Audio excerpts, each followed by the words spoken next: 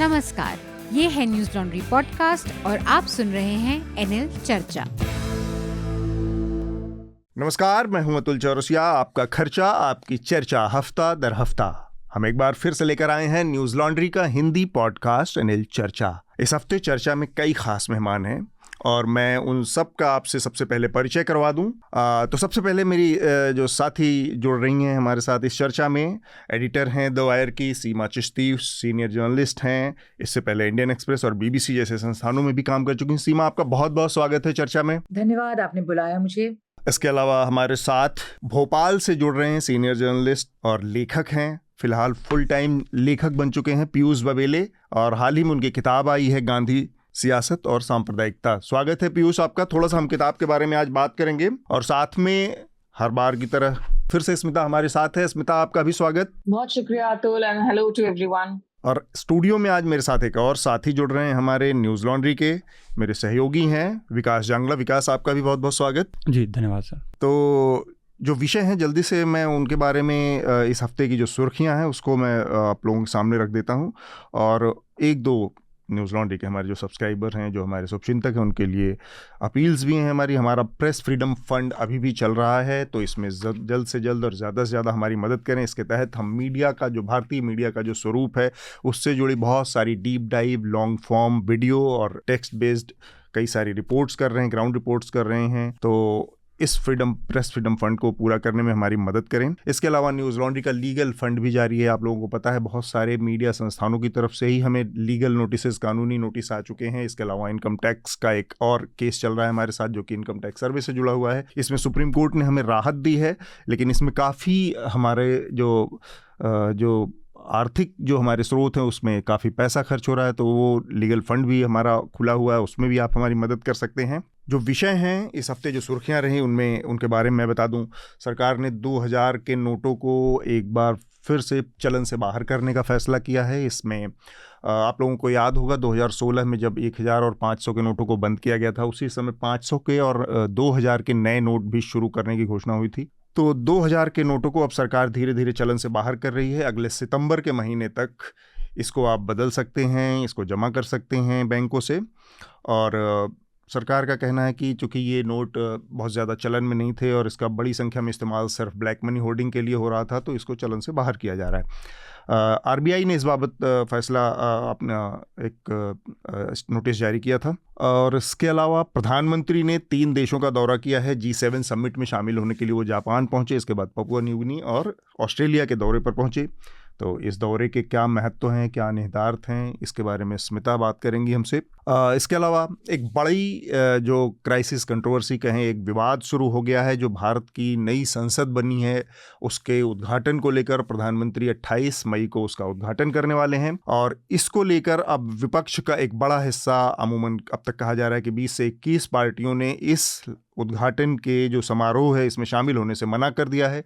बहुत सारी पार्टियां ऐसी भी हैं जिन्होंने शामिल होने की हामी भरी है। तर्क ये है कि सरकार का कस्टोडियन होने के नाते, देश का पहला नागरिक होने के नाते इस समारोह में के उद्घाटन करने का अवसर राष्ट्रपति को दिया जाना चाहिए, द्रौपदी मुर्मू को।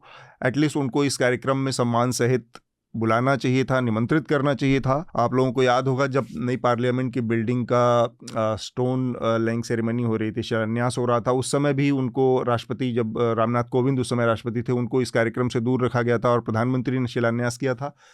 तो ये एक विवाद का विषय बन गया है। क्या होना चाहिए एक लोकतंत्र में, एक स्वस्थ लोकतंत्र में प्रधानमंत्री की क्या भूमिका होती है, या इस तरह का कोई जो बिल्डिंग है या इस तरह का कोई स्मारक है जो कि राष्ट्र की संपत्ति के तौर पर जिसको देखा जाता है या राष्ट्रीय एक पहचान के तौर पर, उसके शुरुआत की क्या परंपरा हो सकती है, उसमें प्रधानमंत्री और राष्ट्रपति या प्रोटोकॉल क्या हो सकता है, उसके तमाम पहलुओं पर हम बात करेंगे। इसके अलावा जो पहलवान हैं हमारे जंतर मंतर पर पिछले 1 महीने से ज़्यादा वक्त से धरना दे रहे हैं, पिछले दिनों उस धरने का 1 महीने हो गया पूरा, और इस 1 महीने के मौके पर बड़ी संख्या में लोग जंतर मंतर से पर इकट्ठा हुए और वहाँ से इंडिया गेट तक उन्होंने कैंडल मार्च निकाला। बड़ी संख्या में वहाँ पर लोग इकट्ठा हुए और उन्होंने अपना विरोध दर्ज कराया। मेरे ख्याल से स्मिता आप थी उस कार्यक्रम में, कैसा लोगों का मूड था और क्या लोगों का नज़रिया है सरकार का जो रवैया अब तक सामने आया है पहलवानों के इस धरने को लेकर? अतुल, उस दिन शाम में काफी अच्छी खासी भीड़ नजर आई थी इंडिया गेट पर जब मैं वहां पर मौजूद थी। हालांकि धूल भरी आंधी जैसी एक स्थिति भी बनी थी, इसलिए शायद कार्यक्रम थोड़ा सा जल्दी उसे समाप्त कर दिया गया। लेकिन काफी लोगों से बात की थी मैंने, इनफैक्ट कुछ रिपोर्ट्स मैं डाल भी रही हूँ अपने यूट्यूब स्टेशन में तशरा जर्नलिस्ट पर।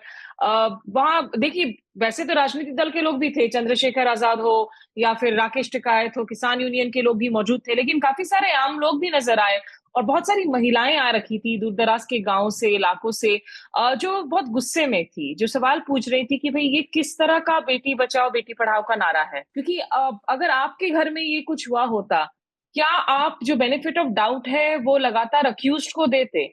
बृजभूषण सिंह आखिर क्या सिर्फ जातीय समीकरणों की वजह से उनको बचाया जा रहा है?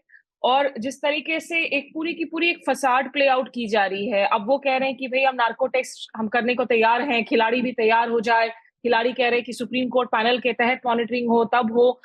प्रॉब्लम है कि इस सरकार के जितने भी मंत्री हैं, जो एम्पैथी होनी चाहिए जी, कि आप जब महिलाएं या आपकी इलीट रेसलर्स हैं जिन्होंने अंतर्राष्ट्रीय मंच पर आप लोगों को गौरवान्वित किया है, तिरंगे को लहराया है, राष्ट्रीय गान बजने का जो है मौका मिला, जब जब ये पोडियम पर पहुंचे, उनकी बातों को इस तरीके से पूरी तरह दरकिनार करना, स्मृति ईरानी का कभी एक बार भी जाकर इनसे ना मिलना, महिला मंत्री अगर आप हैं, आप द्रौपदी मुर्मू को जब प्रेसिडेंट की जब शब्द का इस्तेमाल किया जाता है कि राष्ट्रपत्नी कहा जाए, उस पर हमने देखा कितना बवाल मचा संसद के अंदर। लेकिन जब इस तरह के सेक्सुअल हरासमेंट के सीरियस एलिगेशंस आ रहे हैं रेसलिंग फेडरेशन चीफ के खिलाफ, जो आपकी पार्टी के सांसद भी हैं, जी जी, ये एक पैटर्न है। एमजे अकबर के खिलाफ भी जब मीटू एलिगेशंस लगे थे, फॉर द लॉन्गेस्ट टाइम कोई कार्रवाई नहीं की गई थी। ठीक बात। उसके बाद जब आपका कठुआ भी होता है, तमाम दूसरे मामले भी होते हैं, हर दफा अगर आप इस तरह से जो अक्यूज्ड हैं और जो पावरफुल अक्यूज्ड हैं, जो जब तक अपने या तो पद से नहीं उतरते या उनको डिटेन नहीं किया जाता, तो वो एक पूरे के पूरे जो प्रोसेस है और प्रोसेस ऑफ लॉ, उसको वो इम्पैक्ट कर सकते हैं। बिल्कुल ठीक बात। तो ये पैटर्न अपने आप में बहुत कुछ कहता है फिर अतुल। और ये इस मामले में एक चीज़ जो बहुत चौंकाती है सबको कि एक अक्यूज्ड है जो कि इतना महत्वपूर्ण है सरकार के लिए कि सरकार उस पर कार्रवाई करने से तो हिचक रही ही है, हिचक क्या रही है, साफ साफ उसके साथ खड़ी दिख रही है, लेकिन वो आदमी कंडीशन रखने की स्थिति में है। वो बार बार वो बल प्रदर्शन कर रहा है, अयोध्या जैसी जगह पर जाकर वो रैली कर रहा है, फिर उसके बाद वो ये इस तरह की कंडीशन रख रहा है कि मैं इस कंडीशन में नार्को टेस्ट कराऊंगा। वो पुलिस का जो काम है, हमारे पास निर्भया के बाद एक नया कानून आ गया और उस कानून में इतने स्ट्रिंजेंट प्रोविजंस किए गए कि भाई सबसे पहले अक्यूज को पकड़ा जाए, उसको जेल में डाला जाए, उससे पूछताछ हो और जो चार्जशीट की प्रक्रिया है वो पूरी की जाए। यहाँ पर सारा का सारा बर्डन एक बार फिर से उसी पुरानी दिशा में चला गया है कि लड़की जो पीड़ित है, जो महिला, और इस मामले में तो एक नाबालिग भी है, तब भी इस तरह का रवैया है। मतलब ओवरसाइट कमेटी कह रही है कि आप अपने एविडेंस प्रूव करें, आप अपने एविडेंस दें। हाँ, ये कहाँ की बात हुई है? बिना जांच सीमा के कुछ ही कहना चाह रही है। हाँ। जी, मैं कहना चाहती थी कि जो स्मिता ने कहा बिल्कुल सही कहा कि ये एक तरह से राजनीतिक चरित्र को दर्शाता है भाजपा की, जो कि बहुत चिंता का विषय है। दूसरी बात ये जो और सीरियस और गंभीर मुझे लगती है कि ये तो पॉक्सो का मामला बनता है, जिसपे आप इमेजिन कीजिए कि किसी और पार्टी का कोई इस तरह का सांसद होता, वो इस तरह से करता, तो उस पे क्या करती संस्थाएं हमारी? तो इसमें तो पूरा संस्थागत कोलैप्स है ये। और निर्भया वाले मामले के बाद जिस तरह के कानून है, तो ये तो बिल्कुल सरासर गैर कानूनी है और वो चले जा रहा है सिलसिला। नंबर 2, जब राहुल गांधी ने कोई हल्का सा जिक्र कर दिया था कि कुछ महिलाओं से उनकी बातचीत हुई थी और वो एक तरह से असुरक्षित महसूस कर रही थी दिल्ली में, तो 22 पुलिस वाले दिल्ली पुलिस के वहां पहुंच गए और इस बार तो सिर्फ सारे बैरिकेड, सारी नजर, सारी पूरी निगरानी तो इन रेसलर्स के ऊपर लगी हुई है। फिर ये मात्र एक अकेला केस केस नहीं है, संदीप सिंह जो कि एक और मंत्री हैं हरियाणा में, उनको भी मंत्रालय छोड़ने के लिए नहीं कहा गया, वो भी अभी स्टेशनरी मंत्री हैं, हाँ। उनसे बस खेल विभाग ले लिया गया, लेकिन उनके ऊपर भी बड़े सीरियस चार्जेस हैं। तो ये सब कुल मिला के तो बहुत ही भयावह और विचित्र स्थिति बनी हुई है।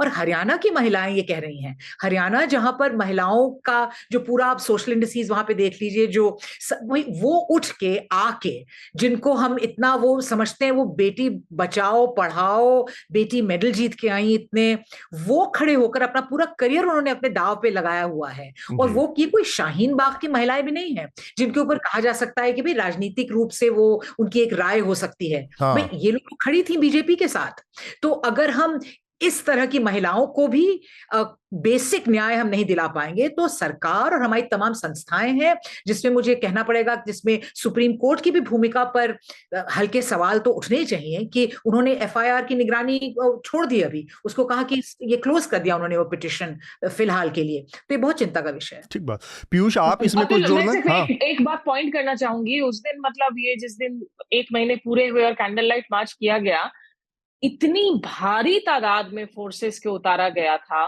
जिसमें महिलाएं फोर्सेस भी इतनी तादाद में थी, सिर्फ उस रैली पर निगरानी रखने के लिए। मेरा कहना है कि जब आप रैली पर निगरानी रखने के लिए इतनी महिलाओं को और इतने पुलिस फोर्सेस और तमाम दूसरे स्पेशल फोर्सेस को उतार सकते हैं, तो कम से कम इन लोगों की जो सबसे पहले जो प्राइमरी रिस्पॉन्सिबिलिटी है, ये जो शिकायत कर रहे हैं उसकी जांच की, निष्पक्ष जांच की, वो तो कर लें आप। ठीक बात।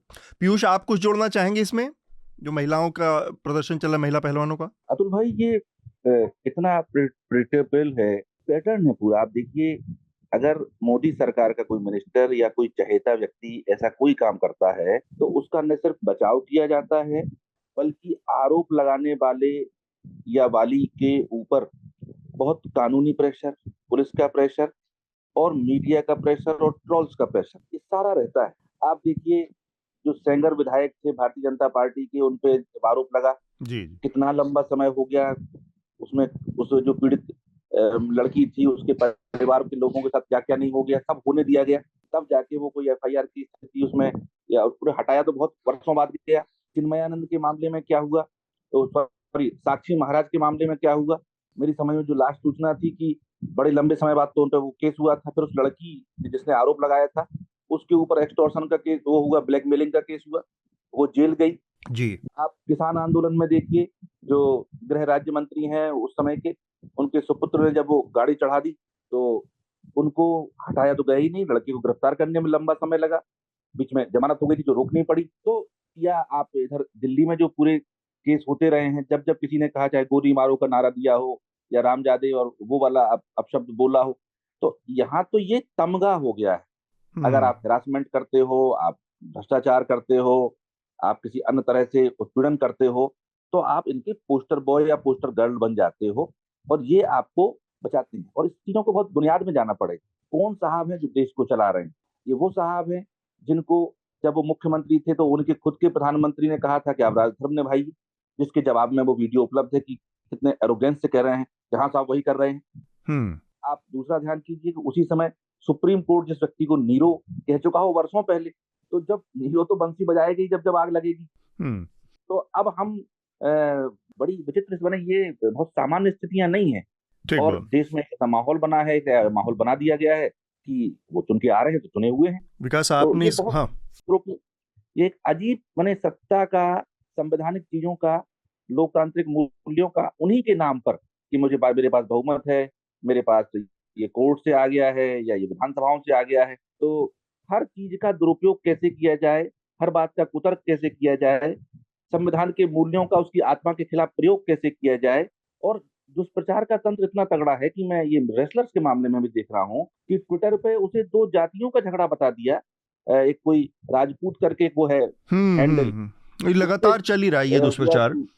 तो अब बात एक महिला के उत्पीड़न की है, उसे 2 जातियों का झगड़ा बनाने की ओर बढ़ाया जा रहा है और वो ये सब करने वालों पर कोई मामले नहीं होते। तो ये ऐसा लगता है कि प्रायोजित कार्यक्रम चल रहा है। ठीक बात। विकास, आपने इसको फॉलो किया, आपकी क्या प्रतिक्रिया है इस पर? इसमें जैसा कि लगभग तो ज़्यादातर बातें हमारे गेस्ट बता ही चुके हैं, पर चूंकि मैं हरियाणा से आता हूं तो एक इसमें एंगल जो है, जैसे ही प्रदर्शन शुरू हुआ तो आपने देखा कि किस तरीके से उन्होंने सबसे पहले इसको वहाँ डाइवर्ट करने की कोशिश की कि ये हरियाणा के कुछ एक पहलवान हैं ब्रिजभूषण जो आरोपी है। बिल्कुल। फिर इसको धीरे धीरे जातियों का झगड़ा, जैसा पीयूष जी भी बता ही रहे थे, फिर इसको लास्ट में ले जाके अब आगे जा रहे हैं आरोपी, कह रहे हैं कि लाई डिटेक्टर टेस्ट, जैसे आप जो कह रहे थे कि शर्त रखने की स्थिति में है। और एक इसमें कुछ लोग ये भी कह रहे हैं कि हो ये रहा है कि वो देख रहे हैं कि राजनीतिक नुकसान जो है वो यूपी में उनको ज़्यादा हो सकता है 24 के चुनावों के लिहाज से, और हरियाणा में वो बाद में मैनेज करेंगे क्योंकि हरियाणा के इलेक्शन बाद में होने हैं सारी चीज़ें, और इसलिए जो है इस पर इस तरीके की प्रतिक्रिया आ रही है और बीजेपी इसको मैनेज करने में लगी हुई है। ठीक है, जल्दी में एक दो और हेडलाइंस हैं पिछले हफ्ते की, उसके बारे में बात कर लेते हैं और फिर हम अपनी चर्चा शुरू करेंगे।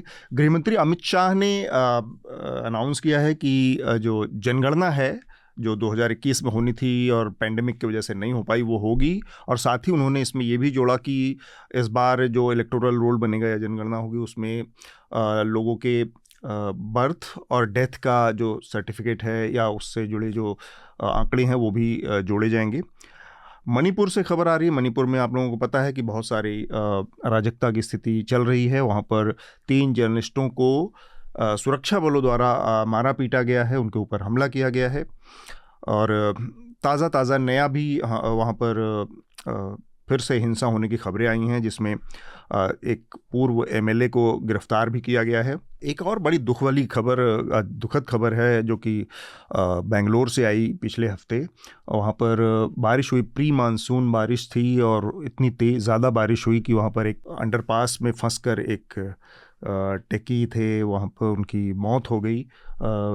डूबने के चलते उनकी कार फंस गई थी उस अंडरपास में जहाँ पानी भरा हुआ था।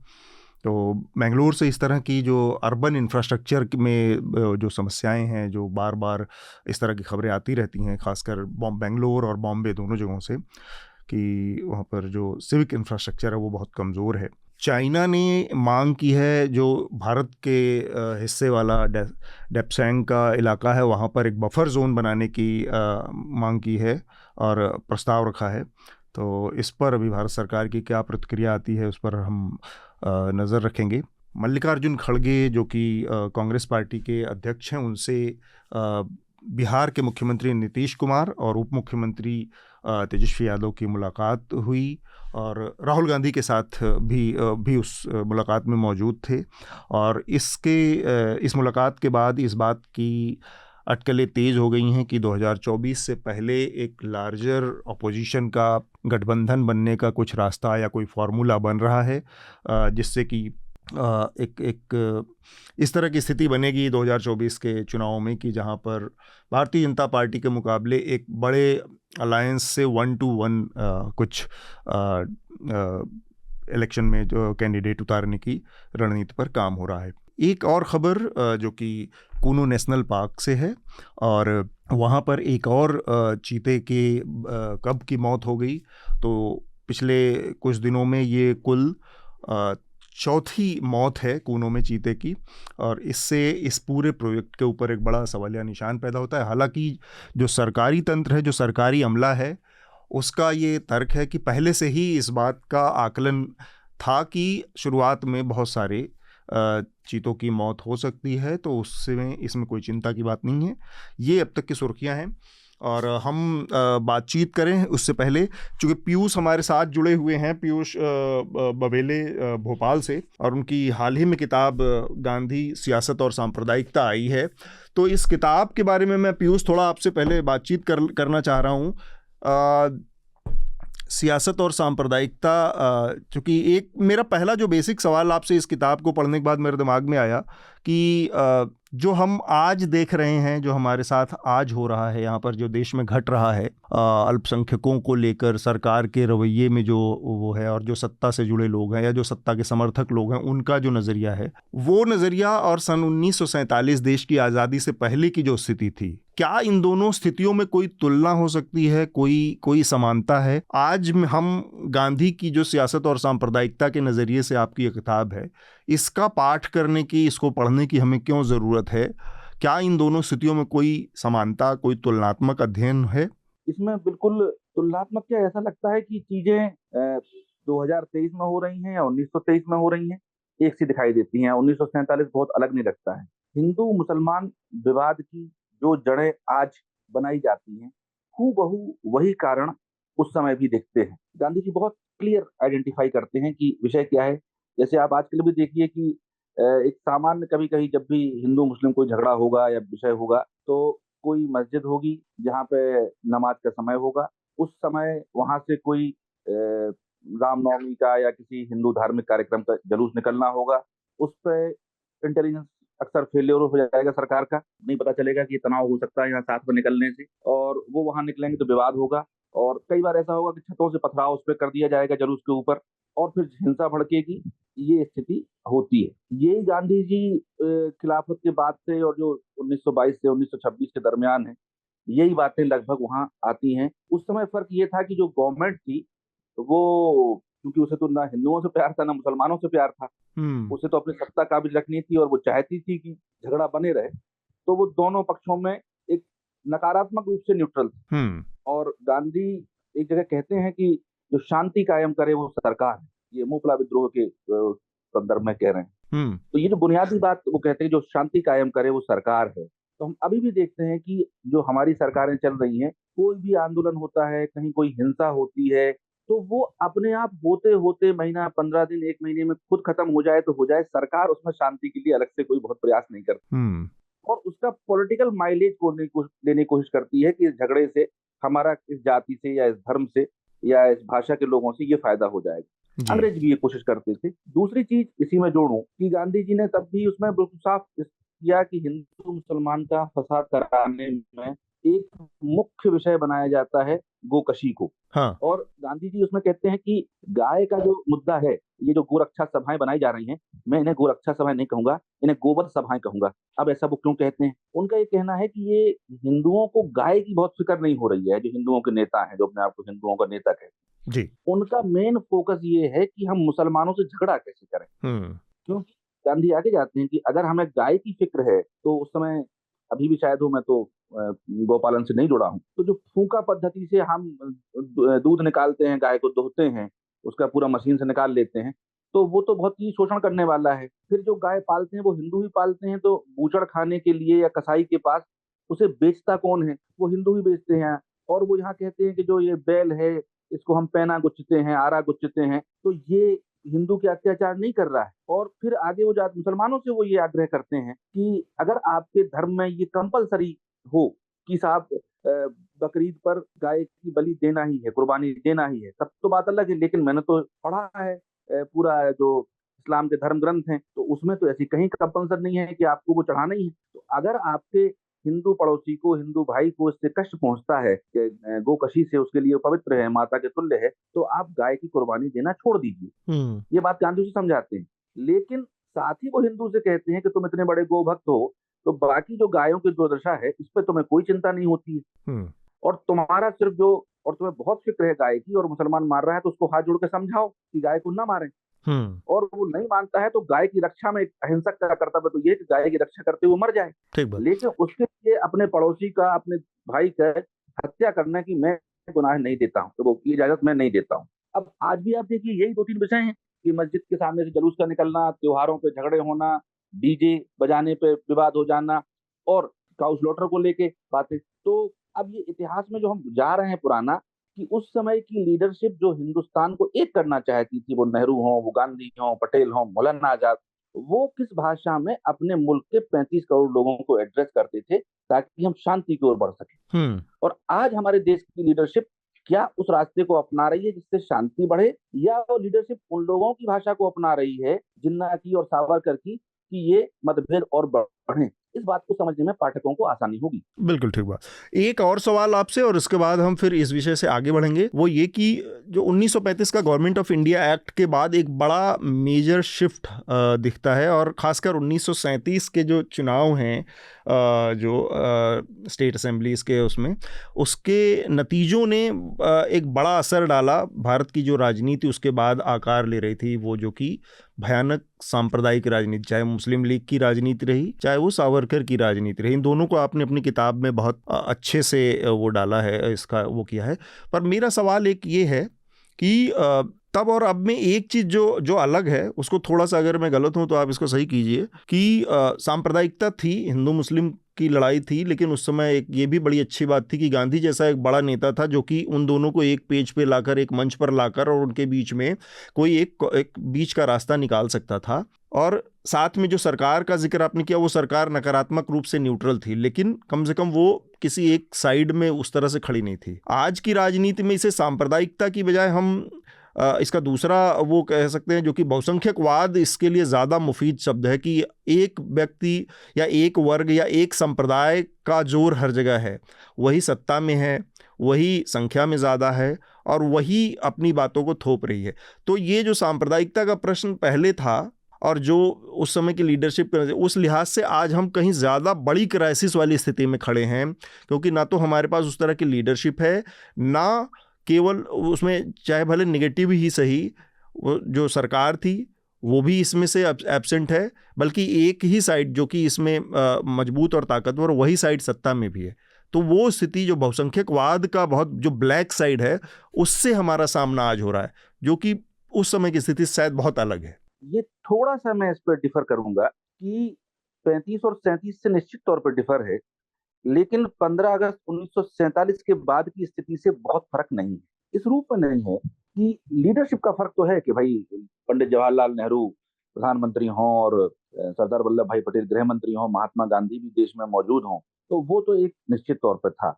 लेकिन अगर मैं कलकत्ते के दंगों के प्रसंग पे आऊं, तो वो एक बड़ा ही स्पेशल केस है ये समझने के लिए कि प्रशासन और बहुसंख्यक का असर किस रूप में ज्यादा होता है। जब 46 में दंगे होते हैं कलकत्ता में, तो उसमें हिंदू ज्यादा मारे जाते हैं, क्योंकि प्रशासन सरकार मुस्लिम लीग की थी, शहीद सोहरावर्दी उसके चीफ मिनिस्टर थे, और कलकत्ते के पुलिस प्रशासन में ज्यादातर जिम्मेदार पदों पर मुस्लिम लोग बैठे थे। और जब सन 47 में दोबारा वहां कत्लेआम होता है, तो ये तय हो चुका था कि भारत का विभाजन होगा, बंगाल का विभाजन होगा। तो ये तमाम अधिकारी जो कलकत्ते में तैनात थे मुस्लिम, वो उनमें से ज्यादातर प्रोमिनेंट लोग पूर्वी पाकिस्तान, बांग्लादेश शिफ्ट हो गए थे और यहाँ हिंदू अधिकारी बन गए थे। उन अधिकारियों के बनने से अब ये चेंज होता है कि ज्यादा संख्या में मुसलमान मारे जा रहे हैं। अब मैं ये कह क्यों रहा हूँ, क्योंकि अगर सिर्फ बहुसंख्यकवाद का प्रश्न है, तो कलकत्ता की आबादी में जो संतुलन 46 में होगा, वही मोटा मोटी संतुलन 47 में होगा। तो आबादी की अकेली बात नहीं है, प्रोटेक्शन सबसे बड़ा जो पावर जिसके पास है, जिसके पास हिंसा करने की सबसे बड़ी ताकत है डेमोक्रेसी में, वो स्टेट होती है। बंदूक उसके पास है और अधिकारी उसके पास हैं, और संगठित रूप से उसके पास सत्ता होती है, भीड़ असंगठित होती है जी। तो वो पेट्रोनेज कैसे दे रही है, इससे बहुत फर्क पड़ता है। जैसे विषयांतर लगेगा, लेकिन इराक में यही तो था कि अल्पसंख्यक लोगों की सत्ता थी लंबे समय तक और वो डोमिनेट करते थे। या भारत में ही हम कह लें उस जमाने में भी कि हिंदू और मुसलमान तो अल्पसंख्यक बहुसंख्यक हो गए, लेकिन सबसे ज्यादा अल्पसंख्यक तो अंग्रेज थे, लेकिन सत्ता उनके पास थी, इसलिए उनका राज हम सब पे चलता था। तो सत्ता का होना इंपॉर्टेंट है। तो 47 के बाद गांधी की विचारधारा, नेहरू की विचारधारा अपनी जगह है, लेकिन एक बहुत बड़ा तबका था जिसमें सांप्रदायिक विचारधारा पनप गई थी, हिंदुओं में भी और मुसलमानों में भी, वो किसी पार्टी में रहे, उससे ना इत्तेफाक रखना बहुत कठिन है। ठीक बात। और आप उस समय के बहुत से फैसले देखें जो हमारी संसद में, संविधान सभा में होते हैं, उसमें लगेगा कि देश का प्रधानमंत्री ना चाहते हुए उस फैसले को इसलिए स्वीकार कर रहा है कि चीजें बिखर ना जाएं। आज की जो स्थिति आ गई है सांप्रदायिकता की या ये दंगों की, तो सरकार तो जो चीजें जिम्मेदारी सरकार की है वो विपक्ष के ऊपर डाल देती है। और जहां जैसे आज ही मैं एक खबर पढ़ी मैंने अखबार में 2 मिनट पहले, कि जिस मामले में मोहम्मद आजम खान की विधायकी समाप्त की गई थी हेट स्पीच के मामले में, आज वो उससे बरी हो गए। तो एक सिंपल सा परंपरा चली आ रही थी देश में कि जब तक सुप्रीम कोर्ट से ऐसे संवेदनशील मामलों में कोई फैसला नहीं आ जाएगा, तब तक उसको हम दंड नहीं देंगे अन्य तरह के।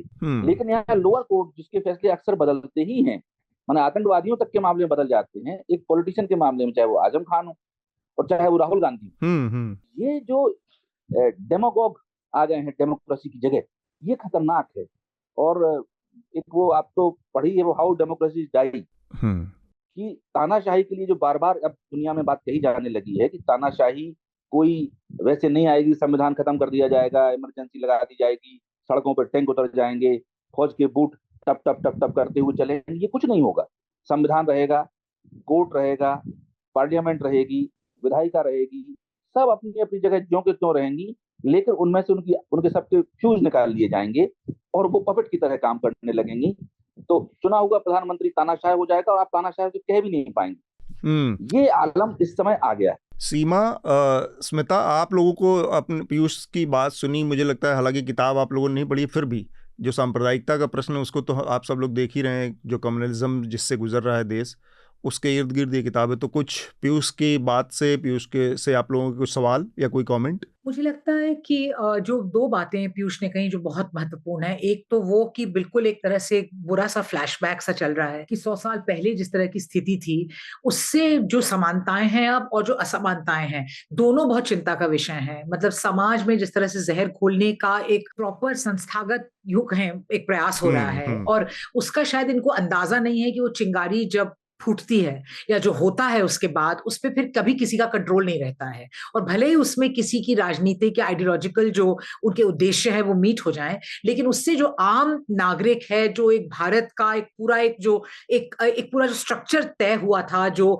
भारत को एक एक्सेप्शन, एक अपवाद बनाता है पूरे रीजन में। और यूरोपियन यूनियन कोशिश कर रहा है इतनी, लेकिन वो अपने तमाम देशों को एक साथ नहीं ला सकता है। लेकिन भारत के संविधान ने बहुभाषीय, इतनी सारे धर्मों को, इतने तरह के नाक के शेप को, जबानों को, रंगों को, जातियों को एक साथ पिरोया एक सिस्टम में 1950 में। वो जो इतनी बड़ी उपलब्धि थी उसको अब जानबूझ के एक तरह से ट्रैश किया जा रहा है। तो मुझे वो बात बहुत अच्छी लगी कि पीयूष जी ने अगर अपनी किताब में उस बात को रेखांकित किया है तो मैं पढ़ना चाहूंगी। और दूसरी बात जो उन्होंने कहा जो बहुत महत्वपूर्ण है, लोग वेट कर रहे हैं कि कोई हिंदू राष्ट्र आएगा, कुछ होगा, कि डेमोक्रेसी बड़े आशिक का जनाजा है, धूम से निकलेगा। ऐसा नहीं होगा। वो बहुत खामोशी से ये चीजें हो जाती हैं। पूरा ढांचा वही रहेगा, सब कुछ वही रहेगा। आखिर सब कुछ हो रहा है, हम सब लोग बराबर हैं, लिबर्टी, इक्वालिटी, फ्रेटर्निटी, हमारा प्रियम्बल तो जिंदा है अभी, लेकिन फिर भी लिबर्टी, इक्वालिटी, फ्रेटर्निटी, तीनों जो मूलभूत चीजें हैं, जो आधार हैं हमारे संविधान के, उसको रह रहकर पूरी तरह से खोखला कर दिया है। भले ही वो जबानी रहे। और जो चीज मशहूर है कि गांधी की बड़ी बातें होती हैं बाहर, जब विदेश जाते हैं प्रधानमंत्री और हमारे विदेश मंत्री भी जब जाते हैं, वहां जाकर तो सावरकर और गोलवलकर और बंच ऑफ थॉट्स की बातें नहीं हो रही हैं। ये गोडसे इन दिल्ली, गांधी इन लंदन। तो ये तो एक तरह से पूरा वो तय हो गया है कि बाहर भारत की बात करने के लिए तो डाइवर्सिटी की बात होती है, वाइब्रेंट डेमोक्रेसी की बात होती है, फ्रीडम ऑफ एक्सप्रेशन की बात होती है, G7 और G20 की कम्युनिकेज में, वो अलग बात है। लेकिन जहां ठोस बात होती है तो भारत के दिल में, उसके बिल्कुल भीतर भोपाल से प्रज्ञा ठाकुर MP के टिकट पे खड़ी की जाती हैं और उनकी जो विचार हैं गोडसे पे, वो खुद हमें याद दिलाती रहती हैं। मुझे याद दिलाने की जरूरत नहीं है। तो ये दो बातें बहुत महत्वपूर्ण लगी मुझे जो पीयूष ने कहा है उस पर, और मैं उससे इत्तेफाक करती हूँ। स्मिता, पहले तो पीयूष जी को मुबारकबाद देना चाहूंगी उनकी किताब के लिए। अच्छा हुआ आपने फ्लैग किया। I will look forward to reading the book.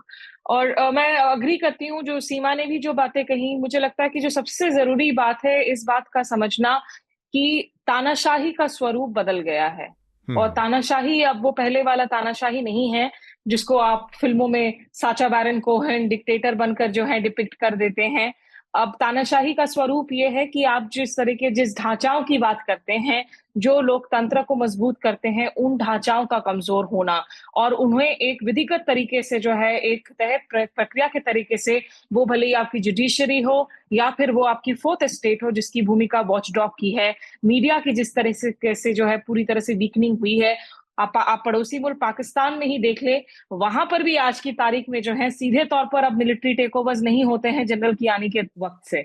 अब जो है वो पर्दे के पीछे से ही वो स्मार्टली खेलते हैं कि प्रोमलगेशन ऑफ मिलिट्री ऑर्डर भी ना हो, मार्शल लॉ सीधे तौर पर भी ना रहे, लेकिन कठपुतली सरकारें बनी रहें। तो ये सबसे बड़ी चिंता की बात है जो मुझे लगता है कि दुनिया के कई ऐसे देश हैं जहां जो स्ट्रॉन्गमैन लीडर्स, कल्ट फॉलोअर्स के आने से जो बात हुई है, और भारत में मुझे लगता है ये हमने देखा है कि जब मेजॉरिटेरियन सरकारें आई हैं, वो इंदिरा गांधी हो या नरेंद्र मोदी हो, तो कहीं ना कहीं शायद हो सकता है कि भारत में जब कोalition सरकारें थी उसमें भ्रष्टाचार के मामले बड़े हों, कमजोरियां अलग बड़ी हों, लेकिन उसको अगर कंपेयर करें तो क्या लोकतांत्रिक प्रणालियों में कहीं ना कहीं भारत में कोalition सरकारों की भूमिकाएं ज्यादा जरूरी रही है। मुझे लगता है इस पर भी जो है शायद कोई पढ़ाई जरूर से की जा सकती है। ठीक बात।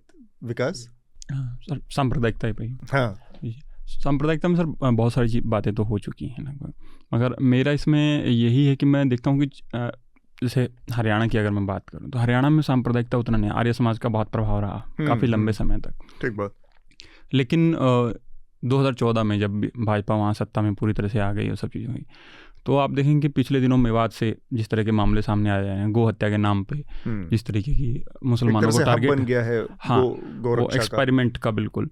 और एक आंकड़ा ये भी है कि वहाँ 6 से 7 हज़ार नए मंदिर खुले हैं और उनके जरिए बड़ा सटल तरीके से धीरे धीरे वो धर्म के नाम पर सांप्रदायिकता जो है परोसी जा रही है लोगों में, उनके खून में उतारी जा रही है। तो ये सारी चीज़ें हैं और इनसे बड़ा सावधान रहने की ज़रूरत है, बड़ा बचने की ज़रूरत है। और ऐसे में ये किताब बहुत अच्छा प्रयास है पीयूष जी का। और दूसरा ये है कि मेरा बस एक ही है कि उस वक्त हमारे पास गांधी थे, नेहरू थे, ये वो लोग थे जो वाकई में डेमोक्रेटिक थे और चाहते थे कि सब चीज़ें बचें, लेकिन अब वैसा माहौल नहीं है। तो देश को अब ज़रूरत है कि फिर से जो है राहुल गांधी के बजाय देश को महात्मा गांधी की ज़रूरत है। तो मैं इसी नोट पे जो है ख़त्म करूँगा अपनी बात की। राहुल गांधी को सोचना चाहिए कि अब हमें देश को महात्मा गांधी बनना है और मोहब्बत की दुकान खोलने ना उतरे, उस पर लिए सच्चे प्रयास करें और ज़्यादा बेहतर तरीके से। चलिए, ये तो सलाह हो गई राहुल गांधी को। राहुल गांधी तो अपनी पॉलिटिक्स अपने हिसाब से करेंगे, कांग्रेस पार्टी जिस तरह से करती है।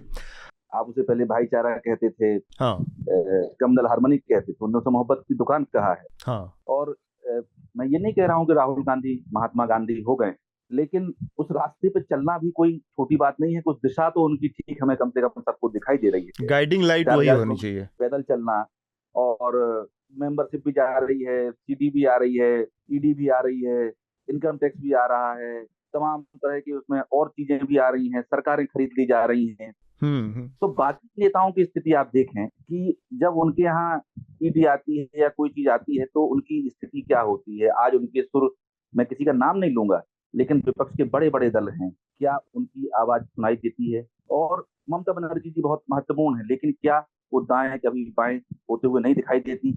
अखिलेश यादव, मायावती, इन सब के बीच में इनसे जब आप रखोगे और फिर देखोगे कि राहुल गांधी क्या कर रहे हैं तो समझ में आएगा। दूसरी बात और इम्पोर्टेंट है कि हिंदुस्तान को ये समझाना आसान था कि अंग्रेज तुम्हारे दुश्मन है, क्योंकि वो साफ दिखते थे, बाहर से आए थे, उनकी टायरनी बहुत स्पष्ट थी। लेकिन एक व्यक्ति जो कह रहा है कि मैं 135 करोड़ में से 80 करोड़ का नेता मैं ही हूँ और 80 करोड़ बहुसंख्यक हैं, उनके सामने एक हिंदू का ही सामने आके ये कहना कि नहीं ये गलत है, ये बाकी 45 करोड़ भी हमारे भाई, तो ये कितनी टफ है उसकी तुलना में जनता को कम्युनिकेट करने के लिहाज से। और सबसे बड़ा माध्यम जो मीडिया है, कुछ भी कहो, जटिल सोसाइटी में मीडिया के इंपॉर्टेंस को आप खत्म नहीं कर सकते। बिल्कुल। तो जब मीडिया ना बोले, कोर्ट ना बोले, पार्लियामेंट ना बोले, अखबार ना बोले, और कोई भी इंस्टीट्यूशन जो शपथ ली है उसने अपने पद पे आने की, चुनाव आयोग नहीं बोल रहा है, आरबीआई नहीं बोल रहा है, तो ऐसे में निश्चित तौर पर राहुल गांधी महात्मा गांधी नहीं है, लेकिन इकलौती संभावना फिलहाल मुल्क में वो दिखाई दे रहे हैं, ये जन जन देख रहा है। ठीक बात। हम अपनी एक छोटी सी बात जो बहुत जरूरी है कि हालांकि विपक्ष पे इस तरह की नजर रखना बहुत जरूरी है कि विपक्ष क्या कर रहा है, लेकिन मुझे लगता है कि भारत के सामने एक बहुत बुनियादी क्राइसिस इस वक्त ये है कि यहाँ पे तो नागरिकों को सोचना पड़ेगा, क्योंकि कुल मिलाकर जैसा कि स्मिता ने कहा, ये तो कल्ट पॉपुलिस्ट लीडर हैं। ये कोई मुशर्रफ की तरह कोई बंदूक दागते हुए, गेट फांदते हुए सैनिक तो नहीं उतरे हैं वहां पर। ये तो भाई संविधान के हिसाब से इलेक्ट होकर आ रहे हैं। तो इसमें जो आप नागरिकों की हमारी जिम्मेदारी है कि अगर कोई आकर धर्म को, अगर हिंदू को वो इंटरप्रेट करने की कोशिश कर रहा है कि गैर मुस्लिमवाद है, या अगर मैं मुसलमानों का विरोध करूंगा तभी मैं अच्छा हिंदू हूं, तो इसमें तो लोगों को सवाल पूछना पड़ेगा अपने जमीर से। तो मुझे लगता है कि भारत के लिए एक बहुत बड़ी और सीरियस क्राइसिस है, जब नागरिकों को भी हमें क्वेश्चन करना पड़ेगा। बिल्कुल ठीक बात।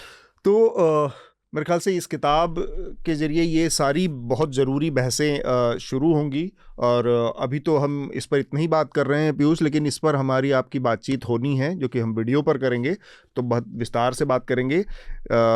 फ़िलहाल हम इस पॉडकास्ट में आगे बढ़ रहे हैं, और जो कि अगला विषय है हमारा, भारत की नई संसद का उद्घाटन होने वाला है 28 तारीख को, और उसको लेकर एक बड़ा विवाद चल रहा है। तो मैं सबसे पहले सीमा आपको इस बहस में लाना चाह रहा हूँ, और स्मिता और पीयूष और बाकी लोग भी अपनी राय इस पर देंगे कि ये बात ठीक है कि राष्ट्रपति देश का प्रथम नागरिक होने के नाते और इस सरकार का कस्टोडियन होने के नाते उनको इस तरह की किसी बातचीत में, इसी तरह की किसी प्रक्रिया में बुलाना, उनको आमंत्रित करना और उनके पद के हिसाब से पर ये चीज़ ट्रेडिशन का हिस्सा हो सकता है, परंपरा का हिस्सा हो सकता है, और उसके हिसाब से इसका पालन किया जाए तो इसमें कोई बुराई नहीं। करना ही चाहिए किसी भी सरकार को। अगर आप डेमोक्रेटिक माइंडसेट के हैं, आपकी लोकतंत्र में आस्था है, तो इन प्रक्रियाओं का पालन करना चाहिए।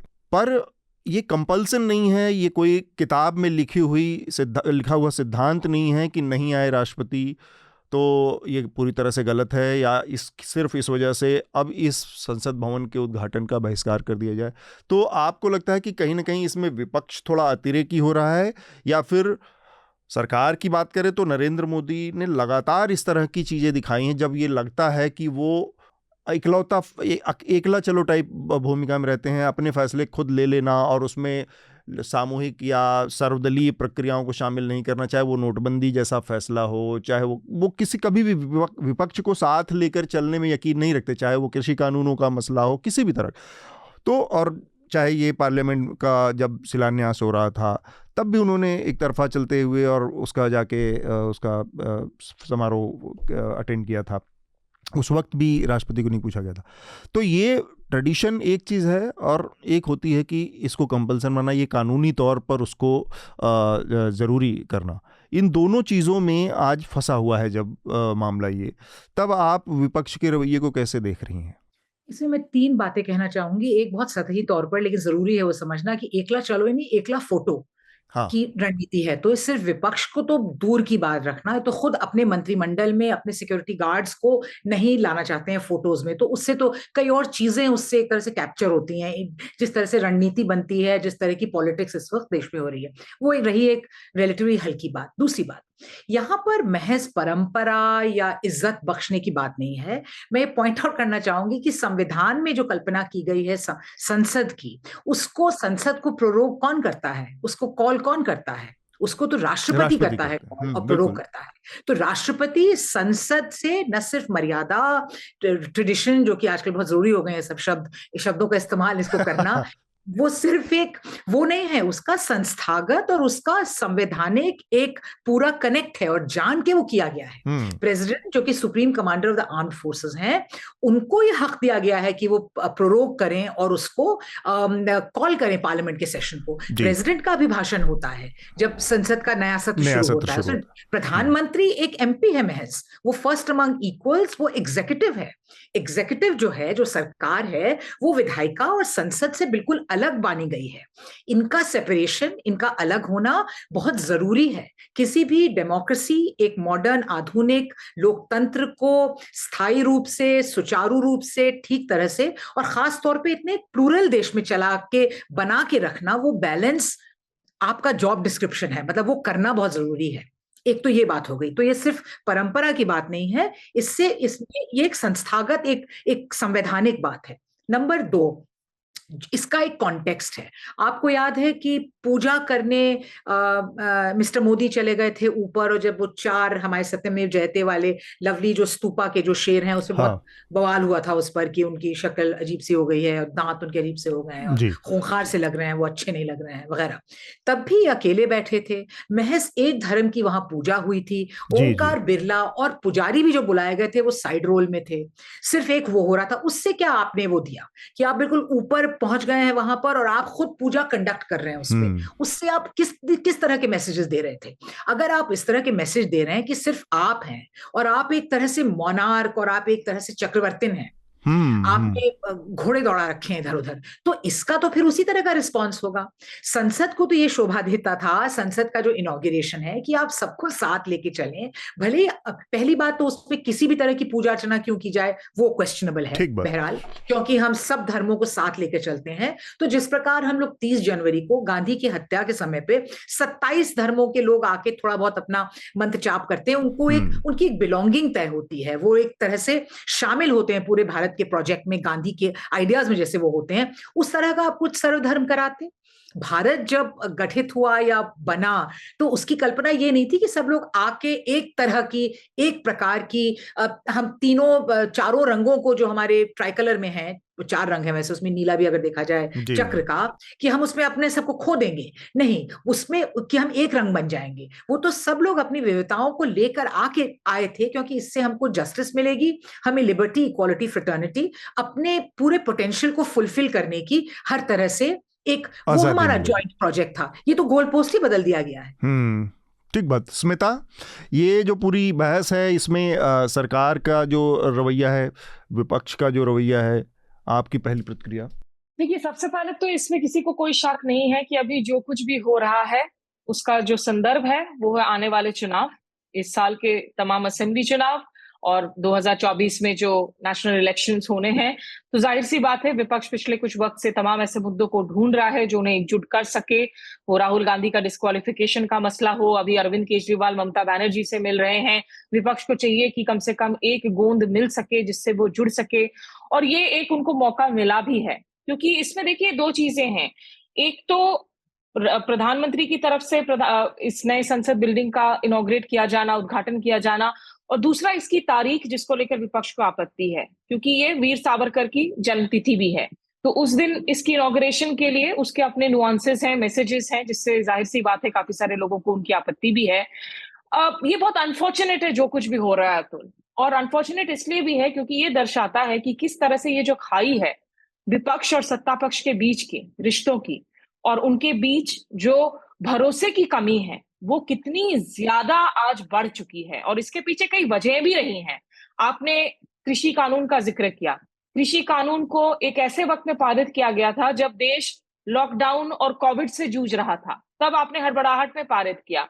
अभी आप दिल्ली सरकार को लेकर सुप्रीम कोर्ट की तरफ से इतनी जरूरी एक रूलिंग आती है, उसके चंद दिनों के बाद ही आप ऑर्डिनेंस का रूट अपनाते हैं उस सुप्रीम कोर्ट के रूलिंग को पलटने के लिए कि नहीं, दिल्ली सरकार पर लगाम लगाना जरूरी है, जो चुनी हुई सरकार है केजरीवाल की। तो यहाँ पर या तो फिर आप चुनाव ही ना करवाए, जब आपने तय रखा है कि आपको अपने ही जो है तमाम लोगों को बिठाना है, बाबूशाही को कंट्रोल करके रखना है।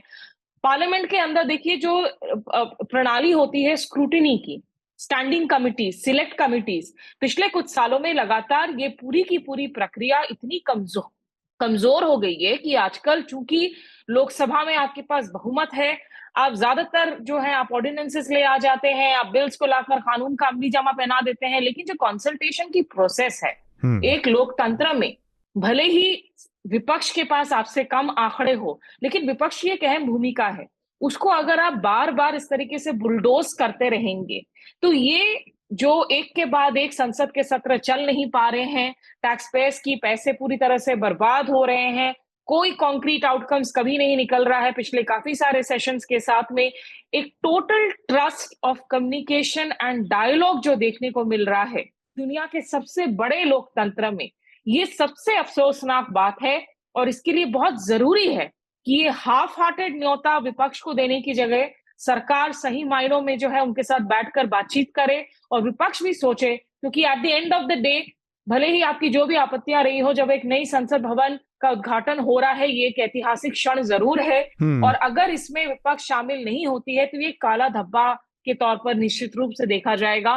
तो इसलिए दोनों ओर से कैसे डायलॉग स्थापित करे, ये वो मोमेंट्स है जब मुझे लगता है जब वो पुराने इरा के वो नेताओं की हम बात करते थे ना, वो भले ही वाजपेयी का दौर हो, तमाम ऐसे नेता हो, प्रमोद महाजन हो, सुषमा स्वराज हो, जो सत्ता पक्ष विपक्ष के बीच की दूरियों को पाट सकते थे, जिनके connection across the party line हुआ करते थे। बिल्कुल इन नेताओं की जो कमी भी जो है ना वो दिनों दिन बहुत ज्यादा खलती जा रही है। तो इसमें एक चीज पीयूष, इसको थोड़ा सा मैं आगे इस बातचीत को ले जाना चाह रहा था। एक तो इसमें एक और बात कही जाती है बार बार, जो कि जैसे सुप्रीम कोर्ट का अभी जो फैसला आया था दिल्ली सरकार के मामले में कि आप चुनी हुई सरकार के जो अधिकार हैं उसको इस तरह से खारिज नहीं कर सकते, उसको सुपरसीड नहीं कर सकते हैं, उसका रास्ता निकाला इन लोगों ने कि एक ऑर्डिनेंस लेके आए।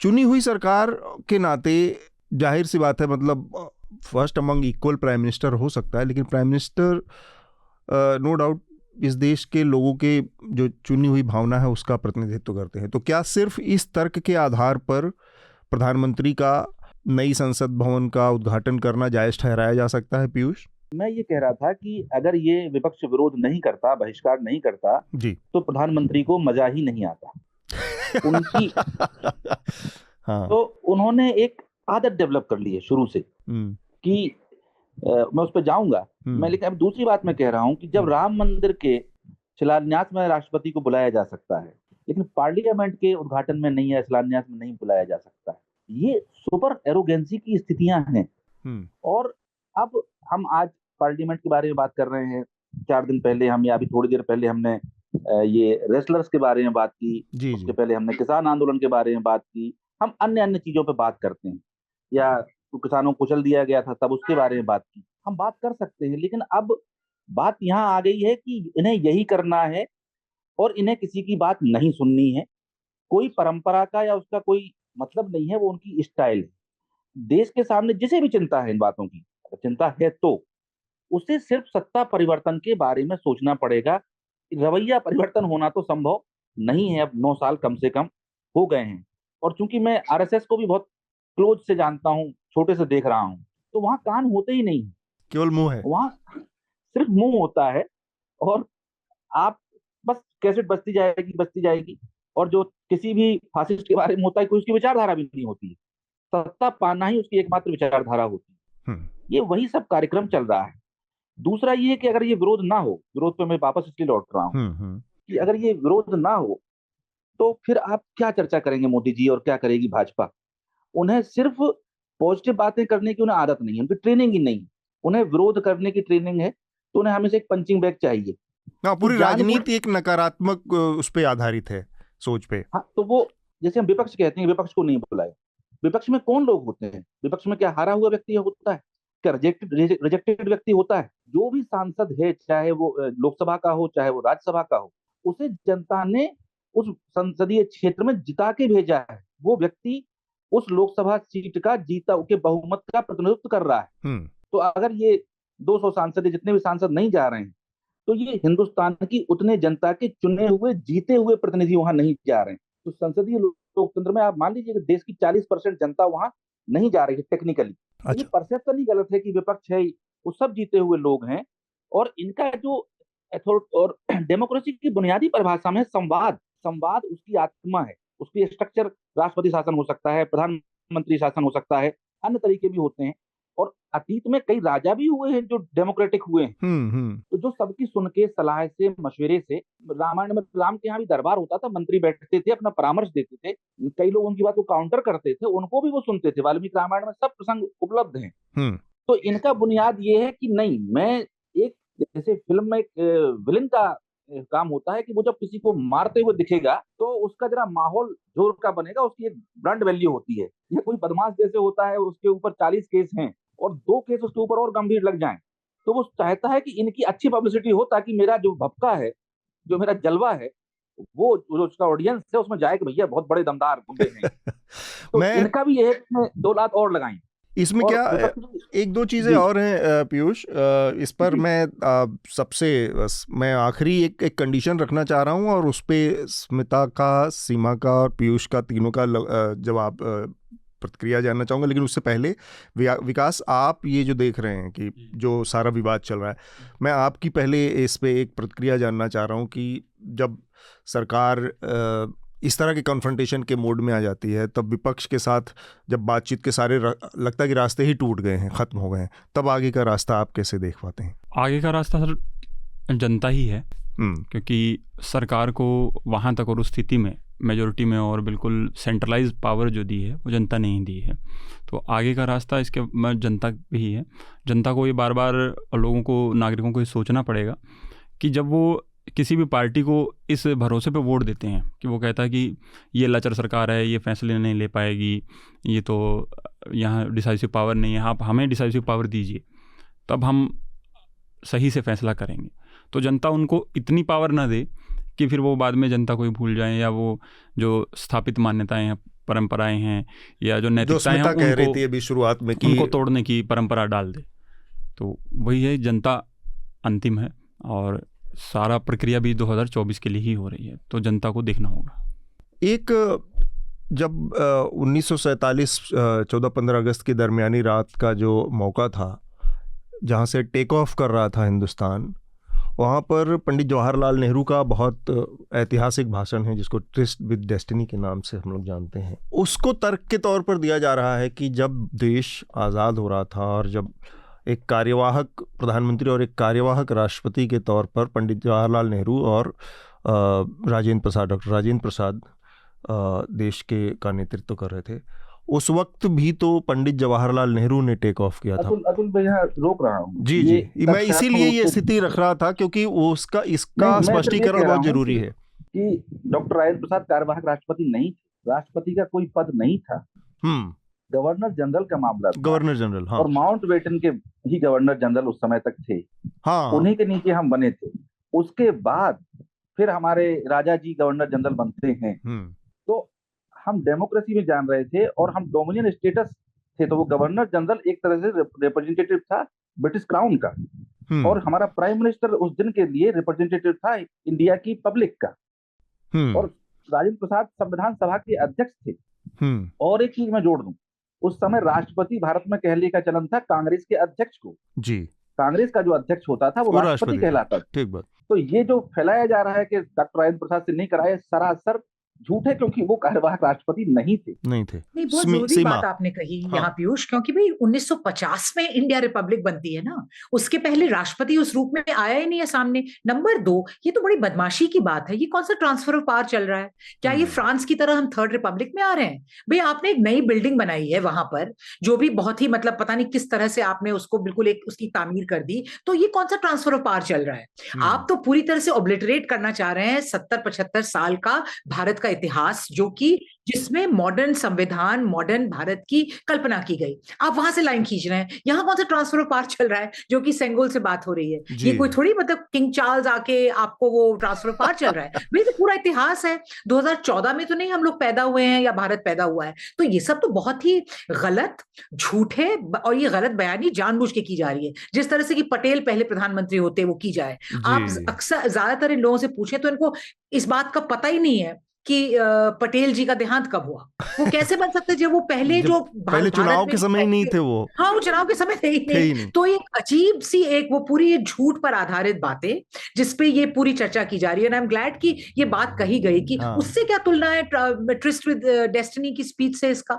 अभी ट्रांसफर पावर और वो ला रहे हैं वो सब तमाम, और इस तरह के रॉयल असले और चीजें। ये अच्छा शब्द है, रॉयल असला जो इस्तेमाल हुआ। ये बहुत बढ़िया शब्द है। एक बात और जोड़ूं कि ट्रिस्ट विद डेस्टिनी वाला भाषण जो है, उसके हम जो ऐतिहासिक और भविष्योन्मुखी मतलब जो उसके दार्शनिक पक्ष है उस पर बहुत चर्चा करते हैं। हाँ। लेकिन नेहरू उसी में ये कह रहे हैं कि ये आजादी आ गई है, खुशी है, लेकिन ये पूरी तरह से खुशी नहीं है। हम दिल्ली में बैठे हैं, हमारे चारों तरफ आसपास शहर जल रहे हैं, उनकी आग और शोले हमें यहाँ महसूस हो रहे हैं, हमारे भाई परेशानी में हैं। तो वो प्रधानमंत्री कान बंद करके नहीं बैठा था, तो वो सब बातें उसमें कही गई हैं, हिंदुस्तान की सच्चाई को वहां व्यक्त किया गया है। एक्चुअली वो उसमें तो पूरे आने वाले भारत का ये जो हासिल हुआ था, जो भारत उनके हाथ में आया था, उसकी बहुत बड़ी चिंता भी दिखती है पूरी। और आगे की जो इतनी बड़ी चुनौती, उनको कहीं ना कहीं एहसास था कि इतना आसान होने नहीं जा रहा है जो कुछ मिला है उनके हाथ में, केवल आजादी मिलने तक का ही मसला नहीं था। स्मिता, आप भी अपनी आखिरी बात रखें। अतुल, जो मैं कह रही हूँ कि इसमें सबसे जरूरी बात है ना, अभी परिपक्व इंटरलोक्यूटर्स की कमी खल रही है। और जब आप ब्रेजननेस को एक टूल बना लेते हैं, एक राजनीतिक माध्यम बना लेते हैं, तो चीजों का एक ऐसे मुकाम पर पहुंचना जहां एक स्टेलमेट की स्थिति बन जाए वो लाजमी है। हाल के दिनों में देखें आप, जब अभी वो क्राइसिस चल रही थी आपके यमन की, और जिस तरीके से सिद्धरामैया साहब ने, उस वक्त वो नेता विपक्ष थे कर्नाटक में, उन्होंने ट्वीट किया कि हमारे कर्नाटक के लोग फंसे हुए हैं। डॉक्टर एस जयशंकर का इतना एक स्ट्रॉन्ग रिप्लाई आया, लगा कि सिद्धरामैया ने इतनी बड़ी गलती कर दी अपने राज्य के लोगों की सुरक्षा की मांग करके, जबकि ये वही रणनीति है जो ये सरकार हमेशा से करती रही है। जी।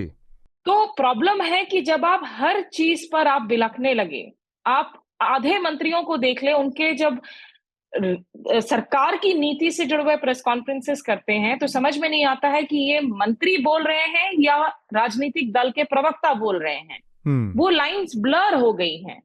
तो ये जो एक कांस्टेंट टकराव की स्थिति है, देखिए ये बनी रहेगी। मोदी जी को जानने वाले लोग ये जानते हैं, उन्होंने इस पार्लियामेंट प्रोजेक्ट में बहुत ना केवल फाइनेंशियल या वक्त का निवेश किया है, ये उनका अपना एक पर्सनल प्रोजेक्ट है।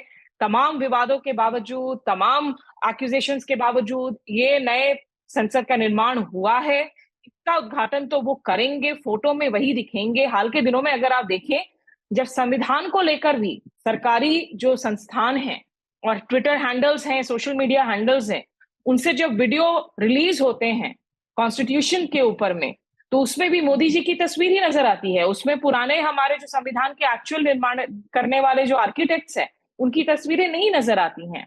लेकिन ये this does not auger well for the future of a democracy. बहुत आलीशान बिल्डिंगों महलों के मजदूर कहाँ नजर आते हैं? नहीं, अब मुझे ये अफसोसनाक बात है अतुल, मुझे लगता है कि इसमें इसकी राजनीतिक इसका चाहे जो भी आउटकम हो, लेकिन आगे चलकर भारत जैसे देश के लिए विपक्ष को भी सोचना होगा कि वो अपनी ओर से भी, पहले एक जमाने में हरकिशन सिंह सुरजीत हुआ करते थे, लोग अपनी दूरियों को पाट लिया करते थे, तमाम डिफरेंसेस मतभेद के बावजूद जाकर बैठकर बातचीत कर लेते थे। ये जो बातचीत डायलॉग, पर ये तो उस तासीर के नेता ही नहीं है ना। दिक्कत ये है कि नरेंद्र मोदी उस तासीर के नेता ही नहीं है। इनके साथ इनका जो कम्युनिकेशन का जो टू वे ट्रैफिक है वो उसमें यकीन नहीं है। कम्युनिकेशन में जब ये संवाद की बात भी कहेंगे तो वो वन वे ट्रैफिक जैसा होता है, एक तरफा संवाद की बात। इसलिए वो दिक्कत को आप कैसे जो है आप इसमें विपक्ष को जोड़े, और विपक्ष को भी मुझे लगता है कि इसमें देखिए सिर्फ और सिर्फ 2024 के चुनावों की वजह से मैं समझ पा रही हूँ कि विपक्ष को इस वक्त अपना विपक्ष का काम है अपोज करना, लेकिन पूरी तरीके से एक टकराव की स्थिति बनी रहे और संसद का उद्घाटन होता है, उसके अंदर विपक्ष ना हो। देखिए इस तरह की तस्वीरें ना हमारे नेबरहुड से आती हैं, मालदीव से आ सकती हैं, बांग्लादेश से आ सकती है, लेकिन इस तरह की तस्वीर अगर भारत के संदर्भ में अंतर्राष्ट्रीय प्रेस में जाती है तो निश्चित रूप से मुझे लगता है ये हम सब के लिए बहुत शर्मनाक मसला होना चाहिए, और इस पर बातचीत की सख्त जरूरत है इस वक्त दोनों ओर से। ये जो साउथ एशिया सब कॉन्टिनेंट में जो भारत की स्थिति रही है मजबूत इस पूरे, वो उस वजह से भी ये तस्वीर बहुत शर्मनाक है कि वहाँ उस पूरी पोजीशन को डाइल्यूट करता है। सीमा, आपको जोड़ना चाहें फिर इसके बाद में इस पर आखिरी छोटी सी बात करें। एक डायरी को आइटम आया है कि भाई अब प्रधानमंत्री अब एडिटर्स से बातचीत करेंगे, वो एडिटर्स को बुलाएंगे, कुछ चुनिंदा चुने हुए एडिटर्स वगैरह को, उनसे बातचीत होगी, लेकिन उसमें ये है कि प्रधानमंत्री सवाल पूछेंगे एडिटर्स से, उसमें ये तो जी मतलब हम 9 साल से इंतजार कर रहे थे कि प्रधानमंत्री सवालों का जवाब देंगे और वो खुद ही सवाल करेंगे। 9 साल करेंगे आपसे कि आपकी मतलब आपकी क्या राय है पॉलिसी और कैसे और आगे बढ़ सके बीजेपी और सरकार। तो वो जो एक संवाद का तो एक बेसिस होता है, तो मुझे लगता है कि अगर इसमें विपक्ष ये प्रिटेंड करेगा कि बिजनेस एज यूजुअल है, और बिल्कुल मुझे लगता है वो वक्त अब जा चुका है। ये उस तरह की बिजनेस एज यूजुअल वाली स्थिति नहीं है कि उसमें संवाद हो सके, और वो तो चाहेंगे कि सब लोग काबिज हों और सब लोग दूसरी या तीसरी कतार में बैठे रहें और मोदी जी अकेले इसका इनॉग्रेट करें। तो मुझे नहीं लगता कि संवाद, स्मिता, हालांकि अच्छी बात है अगर हो, लेकिन मुझे नहीं लगता, I think that bridge has been crossed. इसमें बस एक चीज मैं आखिरी में जोड़ना चाह रहा हूँ, वो ये कि बीते कुछ दिनों में जी एक बस रेफरेंस मुझे गांधी जी का याद आ रहा है, और इतना बड़ा मौजूद है कि हिंद स्वराज में गांधी ने लिखा कि जब कांग्रेस की स्थापना की गई तो ओ ह्यूम ने जो बेसिक बात कही थी वो ये कही थी कि जनता अत्याचार से और शोषण से बहुत परेशान हो जाती है, लेकिन वो अंततः उससे एडजस्ट करने लगती है। तो मैं जो कांग्रेस बना रहा हूं इसका काम है लोगों के अंदर बेचैनी पैदा करना, कि वो जाने कि हमारे साथ अन्याय हो रहा है, उसको बेचैन हो और उसके खिलाफ खड़े हो। ये बुनियादी बात के साथ कांग्रेस बनी थी। इसी के साथ कांग्रेस माने देश के लोगों की संस्था, और उसने लड़ाई लड़ी। ये बुनियादी बात अभी विपक्ष की जिम्मेदारी है कि वो जनता में कम्युनिकेट करे कि तुम्हारा शोषण हो रहा है और इसको तुम्हें बदलाव चाहिए। तो बदलाव वहां से होना है, वरना सरकार तो वही करेगी जो वो कर रही। ठीक बात। इसमें एक चीज़ बस मैं जोड़ के और इस बातचीत को फिर हम रोकेंगे आज, इस और रिकमेंडेशन में जाएंगे। वो ये कि पिछले कुछ दिनों में जो तस्वीरें हमारे सामने आई हैं वो एक रोबस्ट, एक हेल्दी, बहुत स्वस्थ लोकतंत्र के लिहाज से आप कहें कि बहुत मतलब भरोसा नहीं जगाती, ना किसी तरह का कॉन्फिडेंस पैदा करती हैं। आप अगर बहुत ज़्यादा सेंसिटिव हैं तो अपने देश के डेमोक्रेसी के लिए तो एक तरह से शर्मिंदगी भी पैदा करती हैं कि एक आदमी उस पार्लियामेंट को ऐसे देख रहा है कि जैसे वो कोई अपनी निजी संपत्ति खड़ी कर रहा है या कोई अपना निजी महल बनवा रहा है, उसको ऐसे निहार रहा है ऐसी निगाहों से देख के, और ऐसी तस्वीरें आ रही हैं। उससे जुड़ा कल एक बड़ी एक गड़बड़ी भी सामने आ गई कि उनका जो प्रोपेगेंडा मशीनरी है उसने एक अधकचरा अधपका वीडियो रिलीज़ कर दिया और उसमें सारी चीज़ें लाइन ब लाइन हर्फ बाय हर्फ लिखा हुआ है कि इस समय प्रधानमंत्री क्या करेंगे, इस समय क्या करेंगे, और वो रिस्पेक्टफुली वॉक करेंगे ये भी लिखा हुआ है। नहीं तो हो सकता है कि वो डिसरिस्पेक्टफुली भी वॉक कर सकते हैं, तो इसलिए उसमें लिखा है कि यहाँ पर उनको रिस्पेक्टफुली वॉक करना है। ये स्थिति है। इसके आगे भी एक बड़ी शर्मनाक चीज़ हुई, और वो ये था कि सेंगुल नाम का एक कोई चोल राजवंश में, अब चोल राजवंश में एक सेंगुल जो कि जिसको राजदंड आप कहें हिंदी में, उसको राजदंड कहा जाता है, कि जो पावर का ट्रांसफ़र एक राजा से दूसरा पीढ़ी दर पीढ़ी होता है, क्योंकि राजा तो उस समय वो था ना कि जो ईश्वर का प्रतिनिधि था, तो उस राजदंड से अपने अगली पीढ़ी को वो ट्रांसफ़र कर देता था पावर। अब ये इतनी शर्मनाक स्थिति है कि वो नेहरू को दी गई, और नेहरू को जब दी गई तब एक लॉजिक, तब भी मेरे अंग्रेजों का लॉजिक फिर भी मुझे समझ में आया कि उनको ट्रांसफ़र इसलिए की गई क्योंकि अंग्रेज जो यहाँ पर थे वो एक राजशाही के ही प्रतिनिधि थे, एक मोनार्क को ही रिप्रेजेंट करते थे इंडिया में।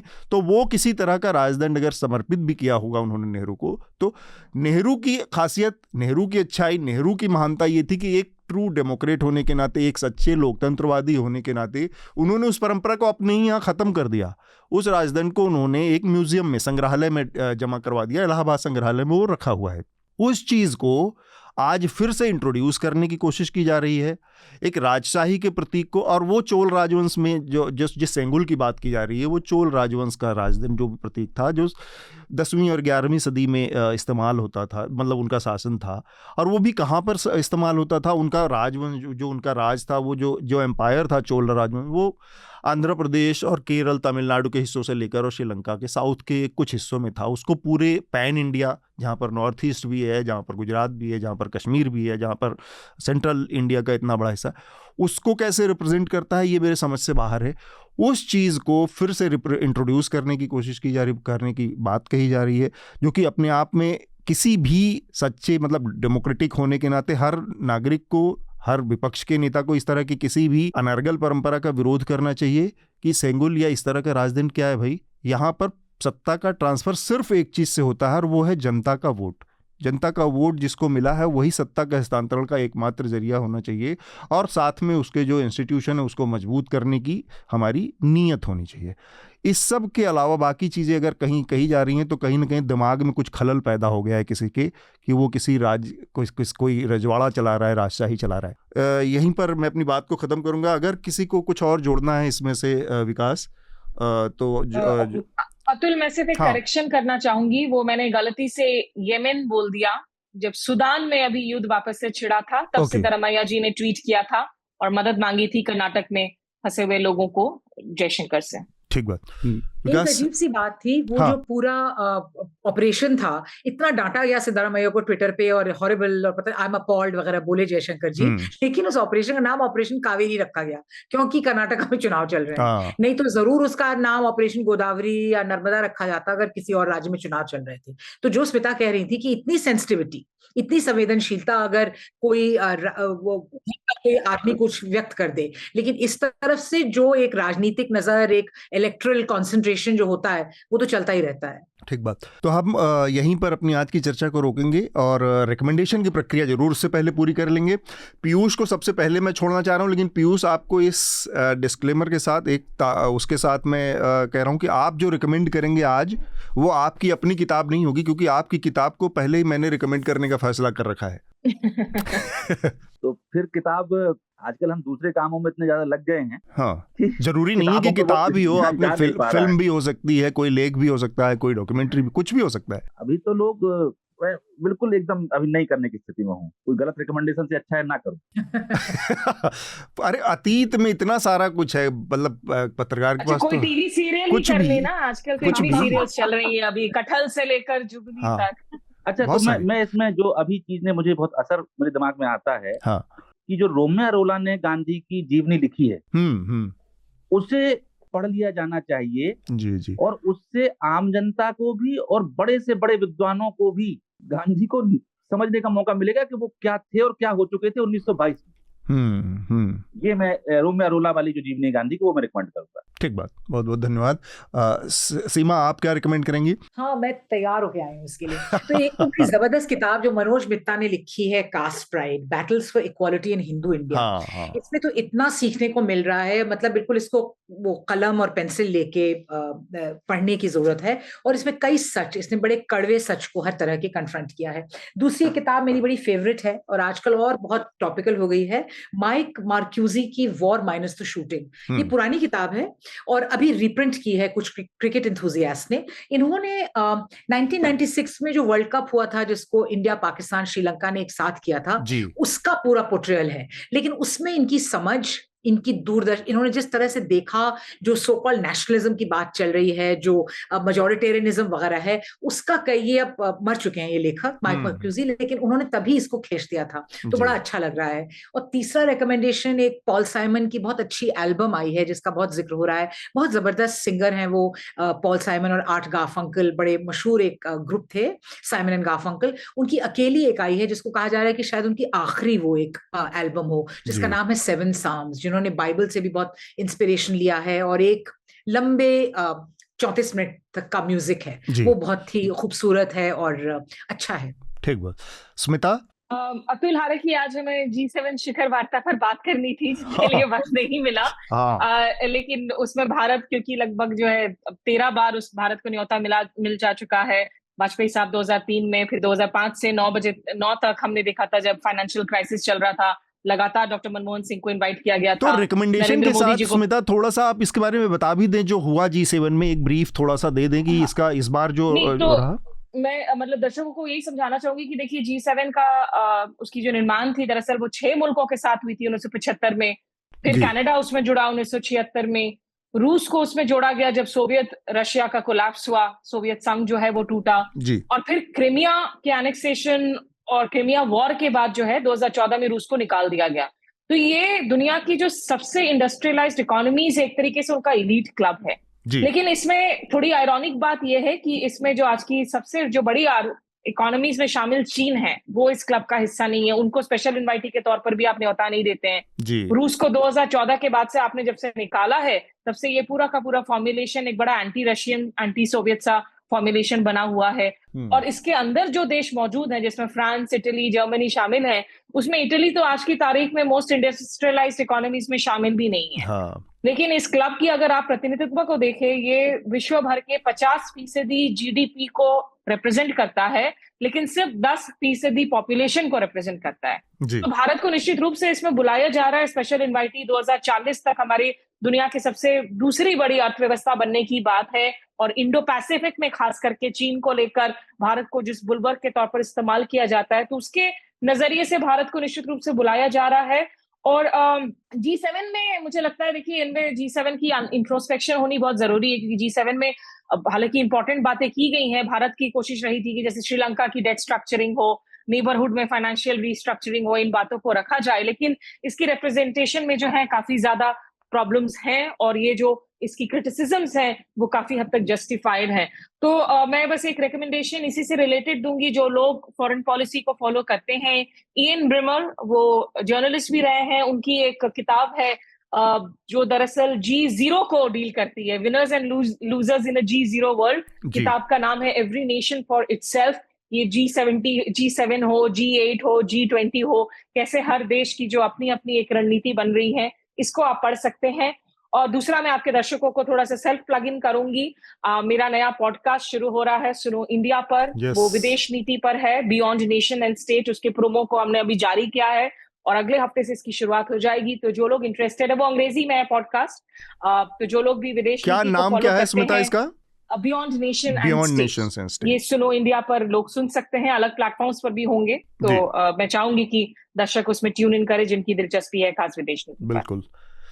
विकास, आपका रिकमेंडेशन? सर 2 रिकमेंडेशन है। एक तो जिस विषय पे हम बात नहीं कर पाए, 2000 के नोट पे, 2000 का नोट, हाँ बिल्कुल, तो उसी का रिकमेंडेशन, क्योंकि उस पर हम बात नहीं कर पाए, तो उस पर एक बड़ा अच्छा वीडियो बना है इस बार टिप्पणी में।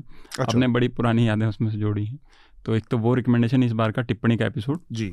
और दूसरा ये है कि गांधी को लेकर काफ़ी लंबी बातचीत हुई। तो गांधी की आत्मकथा है my experiment with truth, Hindi में सत्य के प्रयोग के नाम से।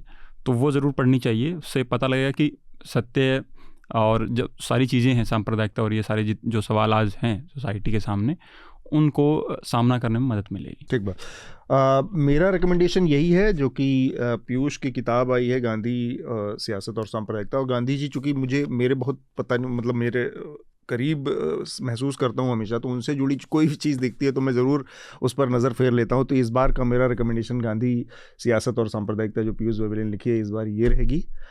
इसके साथ ही हम आज की चर्चा को यहाँ पर रोकेंगे।